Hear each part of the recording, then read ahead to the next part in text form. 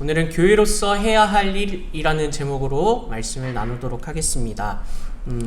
지난번에 제가 말씀을 증거할 때, 말씀을 함께 나눌 때 저에게 있어서 뭐가 가장 중요했다라고 했는지 기억하세요?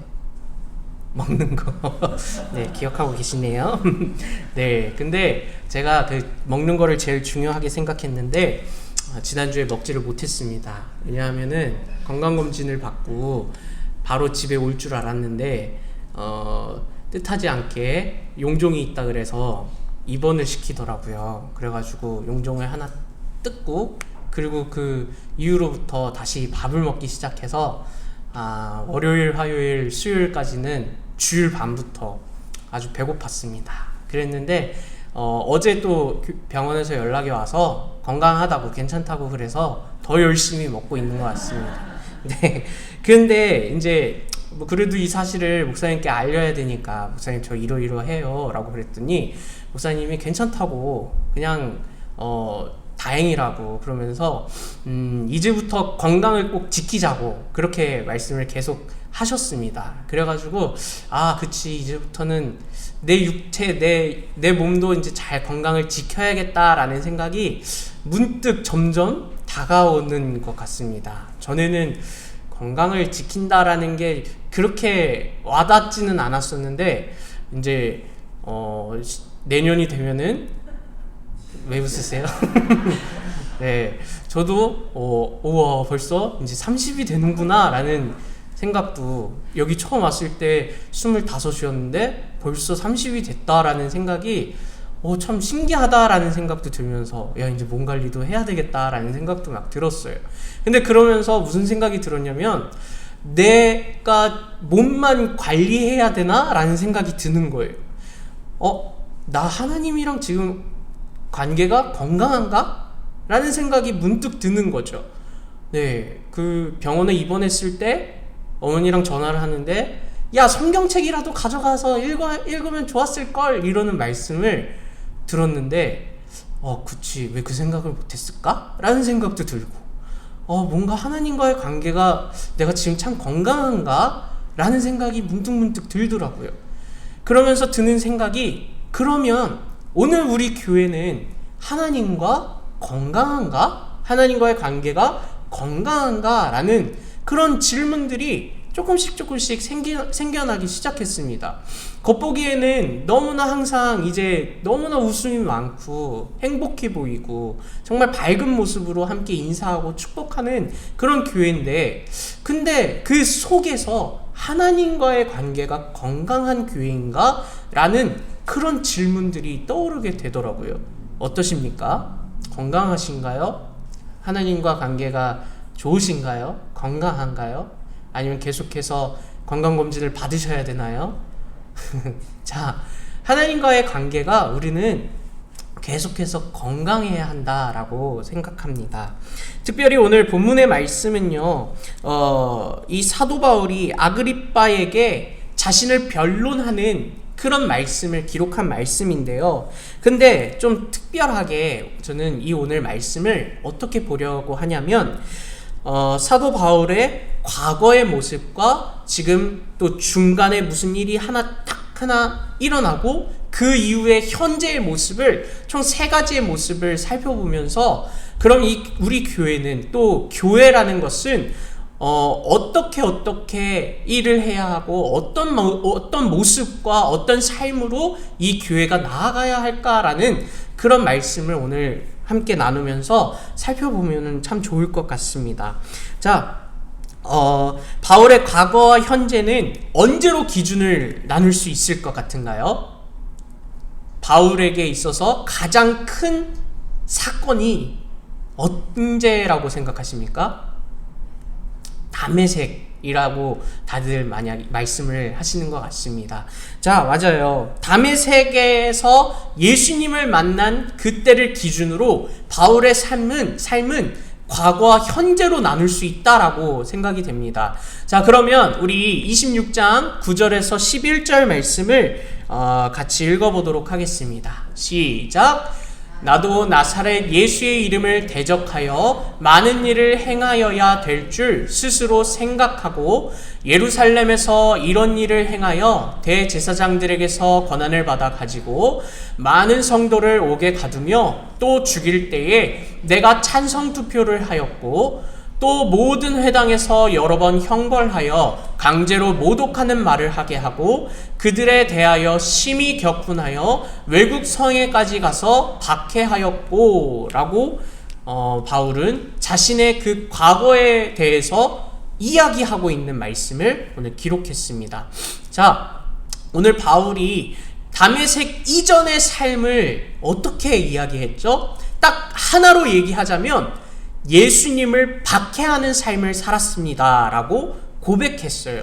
예수님을 박해하는 삶을 살 때 또 예수님을 믿는 사람들까지도 박해하였습니다 라고 말했어요. 그리고 그 상황에서는, 그 과거의 삶에서는 그것이 당연한 일이고 내가 행한 일들이 자랑스러운 일이라고 생각했던 바울이었어요, 그 당시에.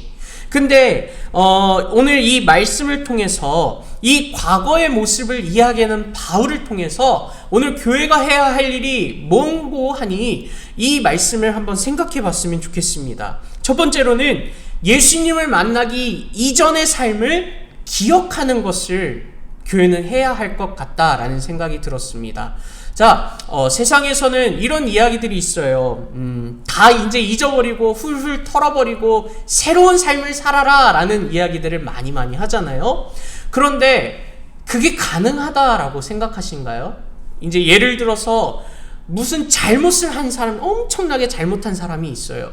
근데 이 사람에게 이 잘못한 일들을 잊어버리고 훌훌 털어버리고 새로운 삶을 살아라 라고 말했을 때 이 사람은 자기가 행한 그 잘못한 일들을 잊어버릴 수 있을까요?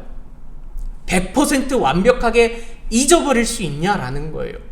잊어버리려고 노력해도 어떠한 상황들에 의해서 계속해서 그때 그 일들이 떠오르게 되는 그런 행동들이, 그런 세상들이 보여준다라는 거예요. 계속해서 그 과거의 내 행동들, 잘못들, 그런 것들이 떠오르게 된다라는 겁니다. 그런데요, 오늘 세상은 그렇다 할지라도 오늘 바울이 자신의 과거를 얘기하는 입장에서는 어떻게 얘기하냐면 그것을 오히려 더 고백하는 거예요. 내 과거는 이랬습니다. 나는 예수를 박해했던 사람이었습니다. 내 과거를 잊어버리고 지워버리고 모른 척하는 것이 아니라 나는 이랬던 사람이었습니다 라고 예수를 믿지 않는 사람들을 향해서 고백하는 거예요. 나는 예수를 박해했던 사람입니다. 나는 예수를 믿지 않는 사람이었고 예수를 믿는 사람을 감옥에 가두고 죽이는 것에 찬성 투표를 던지고 그렇게 살아갔던 사람이었습니다 라고 하면서 자신의 과거를 잊지 않는 사람이었다라는 거예요. 자, 교회는요, 예수님을 만나기 전의 삶을 기억해야 한다라는 것입니다. 예수님을 만나기 전에 그 바울의 입장에서 이 예수를 박해하는 사람이었고, 그런데 그 다메섹에서 예수님을 만난 이후로는 어떤 삶을 살게 되었습니까? 예수님을 박해하는 삶을 살아갔나요? 아니요. 예수님을 전하는 사람이 되었어요. 그리고 이제 예수님을 전하는 사람의 입장으로서 막 세상에 나아가서 예수님을 전할 때 이 바울이 무엇을 받게 되나요? 박해를 받게 됩니다. 이제 바울은 박해를 하는 사람이 아니라 박해를 받는 사람이 되었다라는 거예요. 그런데 그 상황 가운데 바울이 나를 박해하는 사람들을 볼 때 무슨 생각이 들까요? 나 좀 그만 박해해줬으면 좋겠어. 좀 저리 좀 갔으면 좋겠어. 라는 생각을 하게 될까요? 아니면 그 사람들을 보면서 나를 발견할 수 있을까요? 과거의 나요. 예수님을 박해했었을 때의 나를 발견할까요? 무엇을 발견할 수 있을까요? 그만 좀 했으면 좋겠어. 라는 그런 나를 발견할까요? 나도 예전에 예수님을 박해하고 예수님을 믿는 사람들을 박해했던 나를 발견할 수 있을까요? 누구를 발견할까요? 제가 생각했을 때 바울은요, 나를 박해하는 그 사람들을 향해서 나의 과거를 다시 한번 생각해 볼 거라고 생각합니다. 내가 저랬었지. 나도 예수 믿는 사람들을 박해했었지. 나도 때로는 이 예수 믿는 사람들을 감옥에 가두는 일에 앞장서고 예수 믿는 사람들을 죽이는 일에 찬성하는 것에 앞장섰던 사람이었지 라는 것을 나를 발견할 것이라는 거예요.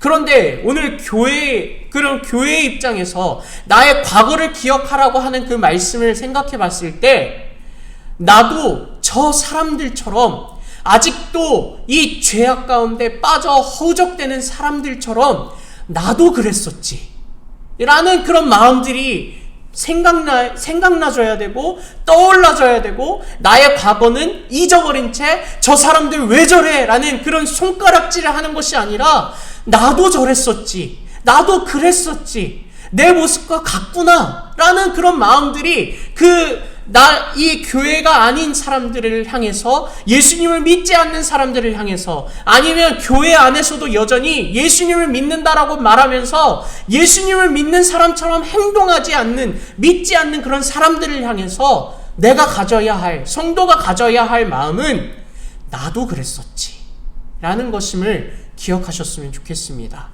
손가락질 하는 게 아니라요, 좀 나랑 멀어졌으면 좋겠어 라고 얘기하는 게 아니라요, 내가 그랬었지 라는 그런 마음이 우리 가운데 가득히 있었으면 좋겠습니다. 그래서 생각보다 도대체 왜 저래 하는 사람들이 교회 안에서 너무나 많겠죠. 그렇지만 우리가 보여야 할 그 마음, 그런 성도의 마음이라면 그 사람들을 품어야 한다라는 거예요. 나의 모습을 발견하고 그 사람들을 사랑해줘야 한다라는 것을 기억하셨으면 좋겠습니다. 예수님을 만나기 전에 나를 발견해야 한다라는 거예요. 주변의 내 성도들을, 내 주변의 사람들을 봤을 때 아직도 그 어려움 가운데 빠져, 그 죄악 가운데 빠져 살아가는 사람들을 향해서 손가락질하는 것이 아니라 내 과거의 모습을 발견하고 그 사람들을 예수님 만났을 때 지금 현재 나와 같이 변화할 수 있도록 그 사람들을 품어주고 사랑해야 한다라는 것을 기억하셨으면 좋겠어요. 바울도 그랬을 겁니다. 나를 박해하는 사람들을 향해서, 그래 나도 저랬었는데 내가 지금 이렇게 살아갈 수 있고 변할 수 있는 이유는 예수님을 만났기 때문이야 라는 것을 고백했을 거예요. 그래서 그 박해를 받으면서까지 더욱더 그 사람들을 향해서 복음을 전하는 데 앞장섰을 겁니다. 그 과거의 삶이, 과거의 모습이, 그 나의 모습들이 떠올랐을 거라는 거예요. 그래서 그 사람들을 끝까지 품어주고 사랑해 줬을 겁니다. 오늘 교회에서, 오늘 우리 성도님들이 그 과거의 자신, 과거의 나를 잊지 않고 기억하셨으면 좋겠습니다. 예수님을 만나기 이전에 나를 계속해서 기억하셨으면 좋겠습니다. 그리고 내 주변의 그 성도들을 바라보면서 손가락질 하는 것이 아니라 그 나를 발견한 것처럼 내가 저랬었지 하면서 안아주셨으면 좋겠습니다. 사랑으로 계속해서 하나님께로 나아갈 수 있도록 인도하셨으면 좋겠습니다. 자, 예수님을 만나면요, 모든 것이 잊어지고 나의 잘못이 잊혀지고 리셋되는 것이 아니라, 새롭게 시작되는 것이 아니라 상처가 나기도 하고 아무는 시간이 필요하기도 하고 아물었다 할지라도 흉터가 남기도 합니다. 그런 상황 가운데에서 교회는 예수 믿기 전에 과거가 있는 사람들의 모인 곳이에요. 오늘 우리 성도님들이 이렇게 앉아있는데 다 과거 있으신 분들이세요. 이렇게 표현하면은 뭐? 라고 하실 수도 있겠지만 다 과거가 있으신 분들이다 라는 거예요.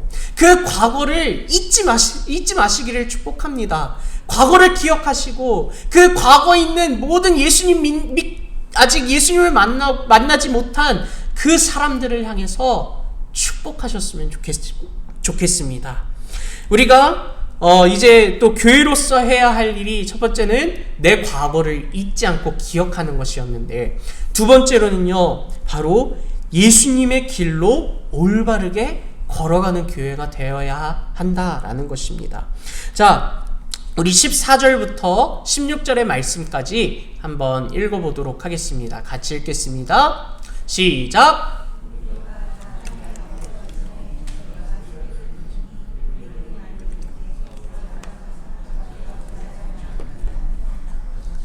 뒷발질하기가 내게 고생이니라. 내가 대답하되 주님 누구시니까? 주께서 이르시되 나는 내가 박해하는 예수라.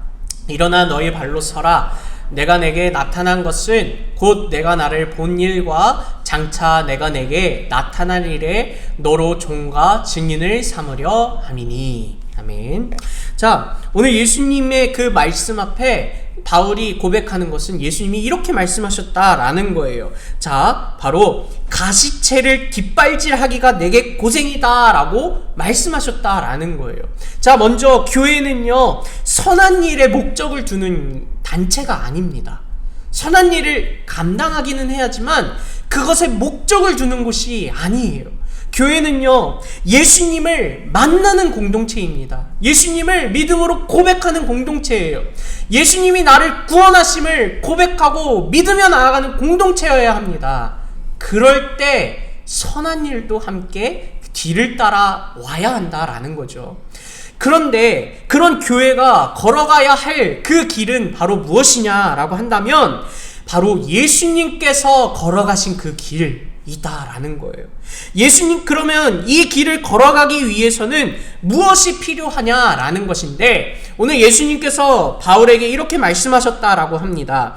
예수님은 바울에게 가시체를 뒷발질하기가 내게 고생이다라고 말씀하셨다라는 거예요. 무슨 표현인지 혹시 아시나요? 가시체가 뒷발질하기가 내게 고생이다.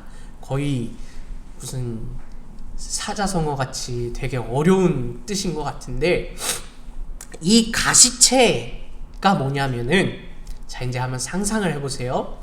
소가 있잖아요. 이 소를 쟁기질을 할 때 사용을 해요. 그런데 이 쟁기질을 할 때 이렇게 가야 되는데 자꾸만 소가 이렇게 가려고 하는 거예요. 그럴 때 이 소를 끄는, 뒤에서 이렇게 의아하는 그 사람이 뭐를 사용하냐면 가시체를 사용한다 합니다. 그게 뭐냐면 소를 찌르는 도구예요. 소의 엉덩이를 계속해서 쿡쿡쿡 찌르는 거예요. 그러면은 이 소가 그 찌름을 통해서, 또 이 쟁기를 통해서 이 쟁기질 하는 사람의 원하는 길로 갈 수 있도록 도와주는 도구라는 거예요. 그냥 편하게 얘기하자면 소 엉덩이 찌르는 도구라는 거죠. 자, 그런데 이 도구를 사용했을 때 소의 입장은 어떻게 될까요? 소의 입장을 한 번이라도 생각해 보셨을까요? 갑자기 이렇게 걸어가고 있는데 소가 힘든데 엉덩이를 계속 찔러요, 뒤에서. 그러면 소가 어떨까요? 이 엉덩이가 가시로 찔리면은 아플까요, 안 아플까요? 아파요. 그러니까 자꾸만 이렇게 계속 뒷발질을 하는 거예요. 하지 말라고, 아프다고, 그만하라고 계속 그러는 겁니다. 그런데 이 쟁기를 잡은 소를 이끌어야 하는 사람은 어떻게 해요? 아우, 소야 미안해, 아유 그만할게, 이렇게 합니까? 아니요, 더 찔러요. 그럼 소는 계속 아파요, 하면서 계속 뒷발질을 하지만 그대로 이 뒤에 사람이 이끄는 대로 걸어간다라는 겁니다. 자, 이 말씀이 어떻게 말하냐면은 예수님이 자꾸만 우리를 찌르신다는 거예요. 가시체로요. 계속해서 찌릅니다. 근데 왜 찌르는 줄 아세요? 우리를 찌르지 않으면은 내가 원하는 대로 계속해서 일로 가야 되는데 여기로 가고, 일로 가야 되는데 절로 가고, 계속 그런다는 거예요. 그래서 예수님은 그러면 안 돼 라고 하시면서 자꾸만 우리를 찌르신다는 거예요. 그러면은 소가 어떻다고요? 하지 말라고 확 하면서 계속 뒷발질을 한다고요. 예수님이 우리를 찌르시면은 계속 우리는 하지 좀 마세요, 예수님, 그만하세요, 아파요 라고 뒷발질을 한다고요. 그런데 예수님은 그걸 끝까지 포기하지 않으시고 예수님이 원하시는 그 올바른 길로 걸어갈 수 있도록 우리를 계속 쿡쿡쿡쿡 찌르시는 줄 믿으시기를 소망합니다. 우리를 계속해서 찌르세요. 그런데 우리는 어떻습니까? 계속해서 예수님 우리 잘하고 있는 거 아닙니까? 그만 좀 찌르십시오. 나 이거 할 수 있어요. 잘 걸어갈 수 있어요. 라고 고백한다라는 거예요. 그런데 예수님이 보실 때는 아니야. 그거 아니야. 그러면서 계속 찌르고 계신다라는 거죠. 그 찌름을 우리 교회는, 우리 성도는 어떻게 받아들여야 하냐면, 아프지만 예수님께서 원하시는 그 길로 올바르게 걸어가도록 우리를 계속해서 찌르고 계심을 감사함으로 걸어가겠습니다. 그런 믿음이 되어야 한다라는 것을 기억하셨으면 좋겠습니다. 예수님은요, 계속 우리를 찌르실 거예요. 가시채를 콕콕콕 찌르실 겁니다. 그럴 때 우리는 때로는 뒷발질을 할 때도 있다라는 거예요. 아파요 라고 하면서, 그만하세요 라고 하면서. 그런데 그 아픔까지도 예수님은 함께 공감하고 계신다는 거예요. 그치, 아프지, 미안해. 그렇지만 너는 이 길을 걸어가야 해.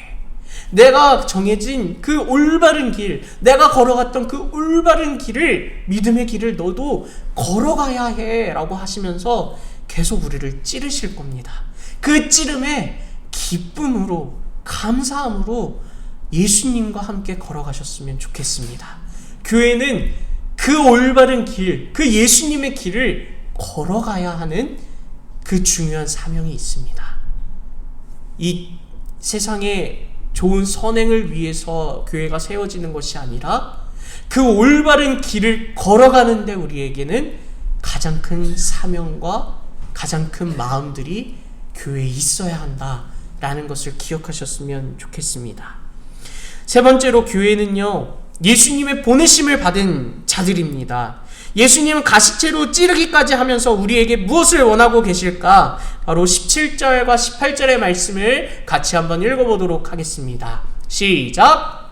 이스라엘과 이방인들에게서 내가 너를 구원하여 그들에게 보내어 그 눈을 뜨게 하여 어둠에서 빛으로, 사탄의 권세에서 하나님께로 돌아오게 하고 죄 사함과 나를 믿어 거룩하게 된 무리 가운데서 기업을 얻게 하리라 하더이다. 아멘. 자, 예수님께서 원하시는 것은요, 두 번째로 뭐라고 하셨을까요? 교회는 뭐가 되어야 한다라고요?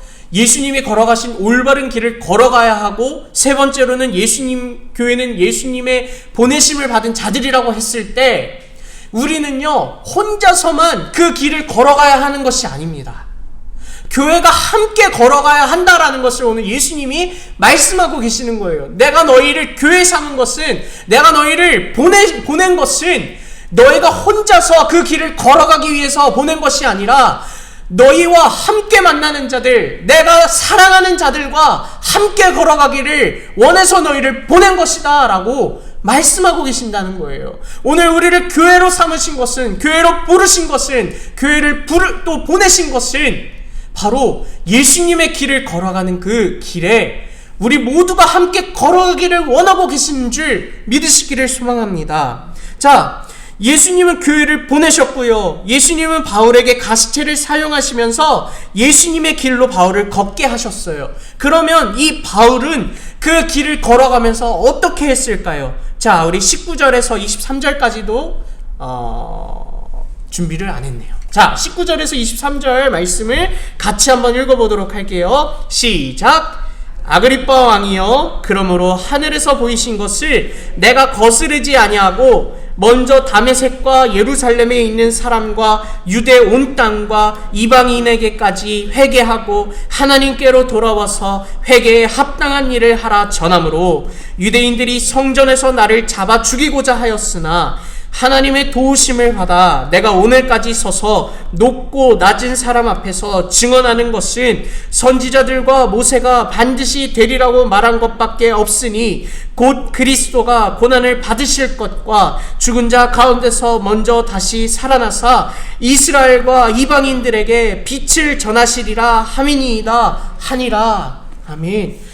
자, 바울이 예수님이 원하시는 그 길로 걸어가 최종적으로 예수님이 원하시는 그 최종적인 목표는 바로 바울을 통해서 예수님을 모르는 사람들을 향해서 복음을 전하는 일에 앞장서기를 원하셨다라는 거예요. 바울을 보내신 이유는 그 이유입니다. 또한 교회를 보내시고 부르신 이유는 그 이유라는 거예요. 예수님을 만나지 못한 자들, 예수님을 믿지 못하는 자들을 향해서 복음을 전하는 그런 교회가 되었으면 좋겠다라고 말씀하고 계신다는 거예요. 또 더 나아가서 오늘 말씀의 근거에서 이야기해보자면, 예수님을 만나지 못한 자들은 여전히 어둠 가운데서 살아가고 있는 자들이다. 또 눈을 뜨지 못한 자들이며 그 사탄의 권세에 빠져 하나님께로 돌아오지 못하는 자들이다 라고 말씀하고 있다라는 거예요. 오늘 그런 자들을 일으켜줘야 한다라는 겁니다. 교회가요, 그냥 우리끼리만의 교회가 아니라, 우리끼리만의 예배가 아니라, 우리끼리만의 하하호호가 아니라, 오늘 저 세상에 정말 빠져서 살아가고 있는 그 어둠 가운데 살아가고 있는 자들을 향해서 우리가 손을 내밀어줘야 한다라는 겁니다. 오늘 이제 더 이상 그들이 먼저 교회로 찾아오지 않습니다. 이제 세상은 변했어요. 그들이 먼저 교회로 찾아오지 않는 세상이 되었습니다. 예전 같으면 교회 그냥 한번 가볼까? 교회는 이 세상이 교회를 걱정하는 시대가 아니었고, 그래 교회라면 괜찮겠지 하는 시대여서 그냥 아이들도 상관없이 막 보냈던 시대였다라는 거죠. 그런데 이제는 세상이 교회를 걱정하는 시대가 되어서 우리가 손을 뻗지 않는 이상은 그들이 먼저 오지 않는 시대가 되었다라는 겁니다. 그런데 그런 상황 가운데서 오늘 교회가 해야 할 일은 예수님의 보내심을 받은 자들로서 그 어둠 가운데 살아가는 자들을 빛으로 인도해야 하는, 그리고 그 사탄의 권세에 빠져 허우적대고 살아가는 자들에게 하나님의 회복을 경험하도록 인도해야 하는 그런 교회의 역할이 있다라는 것을 기억하셨으면 좋겠습니다. 자, 오늘 이 바울은 예수님의 길로 올바르게 걸어가기에 힘썼고요. 때로는 가시체에 찔려서 뒷발질을 할 때도 있었지만 결국에는 예수님이 원하시는 그 길로 걸어가서 많은 사람을 예수님께로 인도하는 삶을 살아갔다라는 거예요. 자, 교회로서 해야 할 일은 바로 예수님의 보내심을 받은 자들로서 예수님이 원하시는 그 어둠 가운데 살아가는 자들을 인도해야 한다라는 역할을 기억하셨으면 좋겠습니다. 그럴 때 이 말씀을 기억하였으면 좋겠는데요. 우리 마태복음 28장 18절에서 20절을 함께 읽어보도록 하겠습니다. 시작! 예수께서 나와 말씀하여 이르시되 하늘과 땅의 모든 권세를 내게 주셨으니 그러므로 너희는 가서 모든 민족을 제자로 삼아 아버지와 아들과 성령의 이름으로 세례를 베풀고 내가 너희에게 분부한 모든 것을 가르쳐 지키게 하라. 볼지어다 내가 세상 끝날까지 너희와 항상 함께 있으리라 하시니라. 아멘. 예수님께서 마지막으로 말씀하신 것이 너희는 그냥 교회 안에서 서로 그냥 이 교회 안에 머무는 것이 아니라, 머물러야 한다라고 말씀하신 것이 아니라 교회는 나아가야 한다라는 것을 말씀하셨어요. 교회는 계속해서 나아가서 저 어둠에 빠져있는 사람들을 향해서 손을 내밀어야 한다. 제자로 삼아주도록 가르쳐야 한다. 계속해서 복음을 전해야 한다 라고 이야기했어요. 그냥 교회는 가만히 있는 것, 그냥 도태되어 있는 것, 그냥 가만히 있는 것, 지금까지 했던 것이 그게 맞는 거구나 하면서 지금 것에만 그렇게 열중하고 가만히 있는 것, 그것이 아니라 계속해서 예수님이 원하시는 것이 무엇인지 깨닫고 가르치고 생각하면서 계속해서 걸어 나아가야 한다라는 것을 예수님은 원하고 계시는데, 우리는 어떻습니까? 계속 이곳에만 있습니까? 계속 이 예배당에만 있는가요? 나아가지 않고 예배당에서만 우리끼리만 교회가 되어서 그렇게 나아가고 계십니까?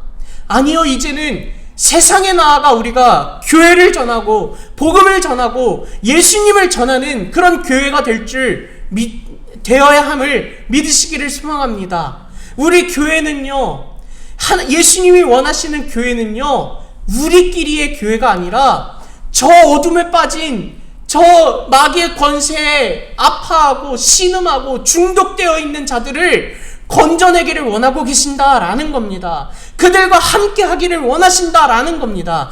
그럴 때 아까 첫 번째로 이야기했던 것이 교회는 나의 과거를 기억해야 한다라는 거예요. 그 사람들을 바라봤을 때 왜 저러지? 이런 마음이 아니라 내가 저랬지, 내가 어둠 가운데 빠져 살았지, 내가 그 마귀의 권세에 눌려서 묵혀서 그렇게 빠져 허우적대며 살아갔을 때 내가 예수님으로 인해서 변화되었지, 내가 예수님을 만나서 이제 성도의 삶을 살아갈 수 있게 되었지 라는 것을 기억하고 예수님의 그 올바른 길로 걸어갈 수 있도록 가시체에 찔림을 당할지라도 기쁨으로 예수님의 길을 걸어가야지. 그리고 예수님이 보내신 그 이유를 계속해서 물어보고 질문하고 깨달아서 걸어가야지 라는 그런 교회가 되기를 소망합니다. 오늘 이 교회, 오늘 우리 북성실 교회만이 아니라 오늘 전체적인 이 한국 교회 모든 전 세계의 교회들이 때로는 이런 마음들을 품고 있지 않는가 싶습니다. 유튜브로 되고 있어서 실시간으로 영상이 남아서 말하면 안 될 것 같기도 하는데, 그냥 이 교회들은요, 사람 숫자만 보고 생각하는, 판단하는 그런 교회가 되어가고 있습니다. 사람 숫자만 보고 성공한 교회, 실패한 교회, 성공한 목사, 실패한 목사로 구별하고 있습니다. 근데 예수님이 원하시는 교회는 무엇입니까?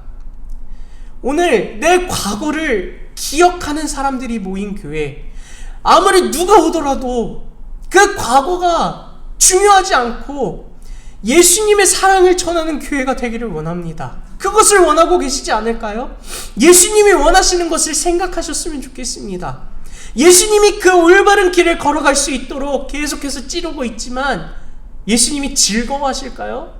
아파하시죠, 같이. 그렇지만 그 길을 걸어갈 수 있도록 계속해서 우리를 보내고 훈련하신다라는 거예요. 우리 교회를 그렇게 사용하신다라는 거예요. 그리고 마지막으로 우리를 보내셔서 저 어둠 가운데 빠져 있는 자들을 사랑하라 라고 말씀하세요. 그들을 가르치라, 그들을 깨워줘라, 그 어둠 가운데서 빛으로 나아가도록, 그 마귀의 권세 앞에서 이제 하나님의 권세로 하나님께로 나아갈 수 있도록 내가 너와 항상 함께 할 것이고 내가 가진 모든 권세를 너희에게 주었으며 내가 세상 끝날까지 너희와 항상 함께하니 뭐가 걱정이니? 내가 너희의 선생이고 내가 너희와 함께하고 내가 우리 교회와 함께하니 뭐가 걱정이야 라고 말씀하고 계신다라는 거예요. 이 세상에 많은 교회들이 있습니다. 그러나 세상의 전반적인 교회는요, 물론 예수님을 찬양하고 예배하는 거에 목적이 있겠지만 오늘 몇 명이 나왔지? 오늘 몇 사람이 나왔지? 몇 명이 되어야 되는데 몇 명이 안 되면 어떡하지? 이것에만 열중하고 있는 것은 아닌가 싶습니다. 우리 교회는 어떻습니까? 나의 과거를 잊어버린 채 손가락질하고 있나요? 내 길은 나의 길로 걸어가면서 다른 사람들은 왜 예수님의 길로 걸어가지 않냐고 손가락질하고 욕하고 있지는 않습니까? 내가 예수님께서 보내신 그 이유를 기억하고 깨닫지 못하며 계속해서 내가 해왔던 것들이 맞다라고만 판단하고 생각하고 그렇게 빠져 있는 것은 아닙니까? 오늘 우리 교회는 깨어 있기를 원합니다. 예수님의 말씀과 예수님의 생각으로 우리 교회는 깨어 있기를 원합니다. 그렇다고 사람이 많이 안 온다라는 것을 중요하게 생각하지 않는 것은 아닙니다. 많이 와야겠죠. 또 그래야겠죠. 그렇지만 이 교회는요, 그것보다 더 중요한 것인 예수님의 말씀을 기억했으면 좋겠습니다. 교회로서 어떻게 해야 하는지, 무슨 일을 해야 하는지 그것을 더 기억했으면 좋겠습니다. 그렇게 나아가는 우리 북성실 교회가 또 뿐만 아니라 모든 예수님의 교회들이 다 되었으면 좋겠습니다. 기도하겠습니다. 사랑이 많으신 하나님 감사합니다. 하나님 언젠가부턴가 그냥 교회에 나오는 것도 그냥 일로 느껴졌고, 또 언제부턴간 오늘 몇 명 나왔지? 오늘 왜 이렇게 많이 안 나왔지? 그것에만 신경 쓰고 몰두하지는 않았나. 나의 과거는 잊어버린 채 저 사람 도대체 왜 그래? 라는 그런 마음들 가지면서 정죄하지는 않았나. 나는 예수님의 그 올바른 길을 걸어가지 않으면서 다른 사람들을 바라봤을 때는 왜 저렇게 살아가지? 왜 예수님의 길을 걸어가지 않지? 라고 생각하지는 않았는지.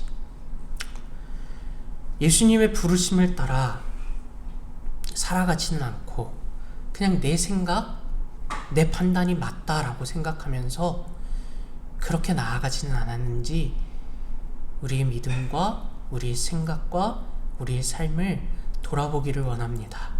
우리 교회는 어땠는지를. 많은 사람들이 살려달라고 애원하고 부르짖고 있는데 우리 교회는 그 부르짖음을 듣고 있었는지, 아니면 듣지 않고 우리끼리 하하호호 하고 있었는지, 그것을 한번 다시 돌아보기를 원합니다. 그러므로 우리 교회가 다시금 일어나 예수님이 원하시는 교회가 되기를 원합니다. 예수님과 항상 함께하는 교회가 되기를 원합니다. 때로는 사람이 없을지라도, 때로는 사람이 많이 오지 못할지라도 그것에 연연하는 것이 아니라, 오늘 우리가 교회로서 예수님께 나아가고 있었는지, 예수님이 원하시는 교회가 되기를 힘쓰고 있었는지를 다시 점검하기를 원합니다. 그러므로 우리 교회가 더욱더 건강한 교회, 예수님이 원하시는 교회가 될 수 있도록 하나님 함께하여 주시옵소서. 예수님이 분명히 말씀하셨습니다. 세상 끝날까지 너희와 항상 함께 있겠다. 그 말씀을 의지하고 교회됨으로 나아가기를 축복합니다. 주님 함께하여 주시옵소서. 주님 우리 교회와 늘 동행하여 주셔서, 때로는 주님께서 찌르고 아프게 하고 그렇게 할지라도 주님 그러지 마세요, 제발 그러지 마세요 라고 하는 것이 아니라, 주님의 길로 걸어갈 수 있도록 나를 더 찔러주세요, 나와 더 함께 해주세요, 그렇게 고백하는 귀한 교회가 되게 하여 주시옵소서. 감사드리며 예수님의 이름으로 기도드렸습니다. 아멘.